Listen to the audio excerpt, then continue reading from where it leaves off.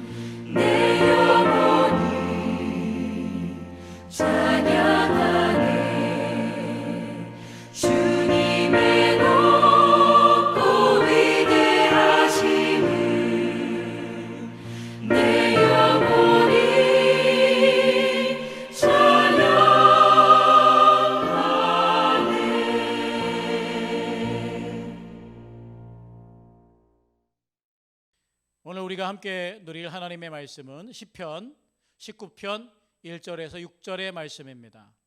시편 19편 1절에서 6절의 말씀 가운데에 우리 1절을 한 절만, 요절이 되는 말씀 한 절만 우리 한 목소리로 함께 가정에서 함께 합독해서 읽도록 하겠습니다. 시작.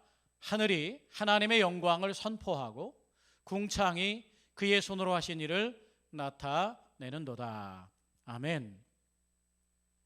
오늘은 하나님의 창조 지혜다라는 말씀으로 하늘 양식을 함께 나누도록 하겠습니다.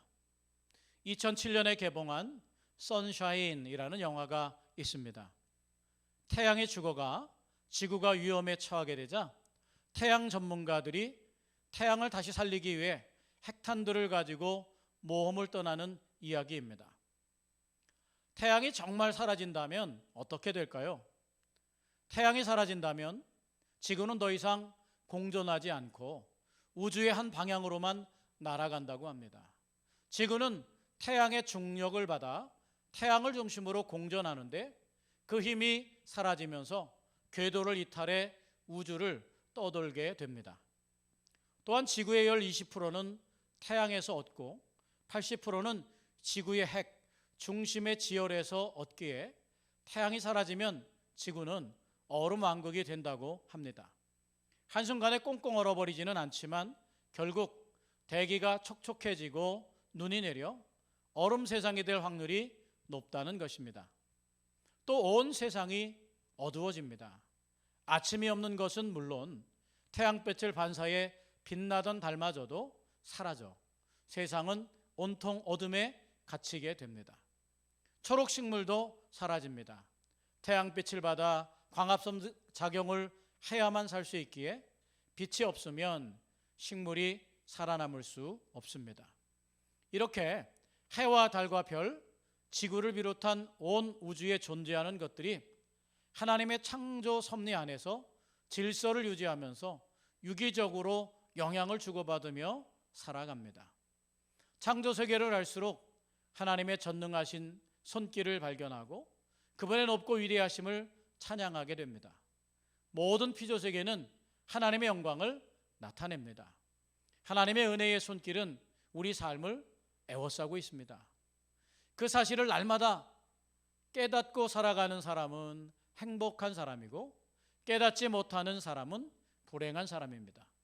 하나님이 인간을 지으신 목적은 피조 세계의 질서를 잘 관리하고 하나님의 영광을 나타내는 것입니다. 그 목적대로 살아가기 위해 우리는 하나님의 말씀 속에서 창조의 지혜를 배워야 합니다. 하나님은 말씀으로 우주 만물을 창조하셨고 말씀이 육신이 되어 성육신하셨으며 말씀으로 병자를 고치고 죽은 자도 살리셨으며 말씀으로 풍랑도 잠잠하게 하셨습니다. 오늘 말씀 속에서 창조의 지혜를 배우고 내가 보고 느끼는 모든 피조 세계 속에서 하나님의 영광을 발견하며 그 영광을 나타내고 증거하며 살아가기를 바라봅니다. 네, 오늘 하나님의 창조 지혜라는 말씀을 우리 함께 나눴는데요. 오늘 이 저자가 전해준 이 말씀 속에서 저는 이 말씀을 들으면서 제일 제 마음에 남는 단어는 뭐냐면 바로 유기체라는 말씀입니다. 하나님의 창조 질서와 그 지혜를 발견하는데 유기체라는 말이 정말 마음에 아주 적합한 말이 아닌가 그렇게 생각합니다. 사실 이게 진화론이냐 창조론이냐라는 문제를 놓고 요즘은 또 제3의 대안으로 지적 설계론, 창조론에 가깝지요. 우주 만물이 저절로 우연이 된 게 아니라 철저한 계산에 의해서 지적으로 설계되었다라는 의미를 포함하고 있습니다. 이 유기체라는 말은 바로 그런 말입니다. 유기체란 말은 오늘 달과 태양의 관계 혹은 또 달과 지구의 관계처럼 어느 하나가 홀로 독단적으로 존재하는 것이 아니라 서로에게 영향을 주고받으면서 가장 멋지고 아름다운 오늘의 실존을 만들어내는 것, 그게 이 창조의 질서라고 보고 있는 겁니다. 유기체는 다시 말해서 모두가 살아있다는 겁니다. 죽은 것처럼 보이지만 모두가 살아서 하나의 몸처럼 그래 살아서 움직이는 역할을 한다는 것, 그게 바로 유기체라는 단어입니다. 오늘 이것을 깨닫고 살아가는 사람은 행복한 사람이다 라고 이렇게 표현하고 있는데요. 정말 그런 것 같습니다. 이렇게 우리가 사는 신앙생활, 그리스도인으로서 교회와 가정의 관계, 신앙과 가정의 관계, 나와 형제자매의 관계, 이웃과의 관계, 이 모든 관계가 나 홀로 독단적으로 살아가는 것이 아니라 서로에게 유익을 주면서 서로의 관계 속에서 서로의 필요를 채워주고 충족시켜주면서 서로 위안이 되면서 사랑 안에서 살아갈 때 그것은 가장 멋진 창조의 질서를 나타내는 일이 되지 않을까 싶습니다. 그래서 이 창조의 질서를 발견하는 것, 창조의 지혜를 갖는 건 우리의 평범한 삶 속에서 그렇게 모든 것을 유기체적으로 발견하는 그런 지혜, 평범함 속에서 비범한 눈을 갖게 되는 것, 그게 우리에게 주는 선물인 것 같습니다. 이 과학에 보면 엔트로피 증가의 법칙이라는 법칙이 있습니다. 엔트로피 증가의 법칙이란 뭐냐면 모든 과학적인 사실은 모든 에너지는 쓸수록 줄어든다는 거죠. 태양 에너지도 50억만 년이 지나면 식어서 그 에너지가 줄어드는 거예요. 다시 말하면 과학의 법칙은 사실은 사용하고 시간이 갈수록 질서가 잡히는 게 아니라 무질서해지고 에너지가 사라져가는 게 바로 엔트로피 증가의 법칙입니다. 그런데 이 창조의 세계만큼은, 창조 질서만큼은 우리가 아는 진화론의 맹점이 거기에 있습니다. 창조 세계만큼은 시간이 지날수록 혼돈이 오는 게 아니라, 에너지가 소멸되는 게 아니라 점점 질서가 잡히고 점점 하등 동물에서 고등 동물이 되어갔다는 그런 과학과 역행하는 이론을 내놓은 게 바로 진화론이라고 볼 수 있습니다. 물론 이런 것을 누구도 증명해낼 수 없지만 오늘 이 저자는, 오늘 이 성경은 우리에게 무엇을 알려주고 있느냐?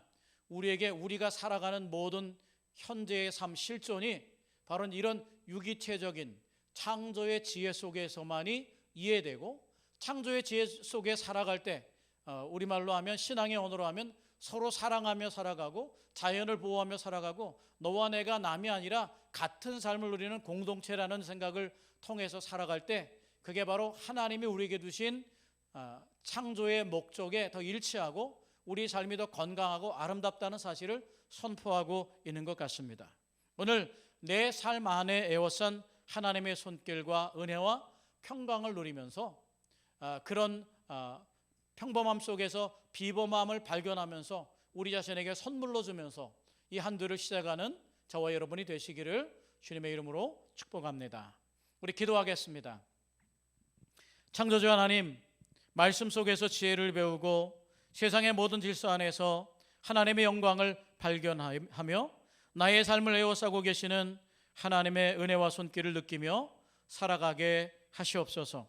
오늘도 하나님의 영광의 빛을 세상에 널리 나타나게 우리에게 지혜와 명철을 주시고 비범한 눈길을 허락해 주옵소서. 예수님의 이름으로 기도하옵나이다. 아멘. 우리 주님 가르치신 기도로 예배를 마치겠습니다. 하늘에 계신 우리 아버지, 아버지의 이름을 거룩하게 하시며 아버지의 나라가 오게 하시며 아버지의 뜻이 하늘에서와 같이 땅에서도 이루어지게 하소서. 오늘 우리에게 일용할 양식을 주시고 우리가 우리에게 잘못한 사람을 용서해 준 것 같이 우리 죄를 용서하여 주시고 우리를 시험에 빠지지 않게 하시고 악에서 구하소서.